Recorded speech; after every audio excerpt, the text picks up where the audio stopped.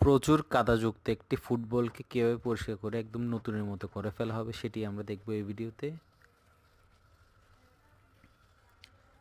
আমরা দেখতে পাচ্ছি ফুটবলটিতে যথেষ্ট পরিমাণ কাদা লেগে আছে চারপাশেই, যেটা প্রথমে বড় ব্রাশ দিয়ে পরিষ্কার করা হচ্ছে, দেন এর উপর পানি স্প্রে করা হচ্ছে, এর উপর আবার ছোটো ব্রাশ দিয়ে ভালোভাবে জিনিসটা ঘষে ফেলা হচ্ছে যাতে ময়লাগুলো বের হয়ে যায়।